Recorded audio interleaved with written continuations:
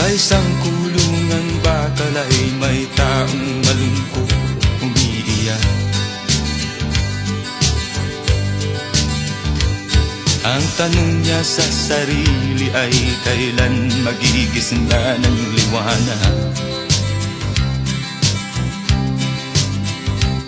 Malayo ang iniisip at nakakuyong yaring mga palad.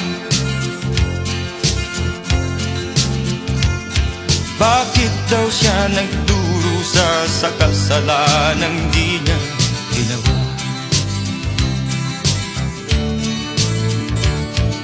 Kahapon lamang ay kapiling niya kanyang asawa at anak.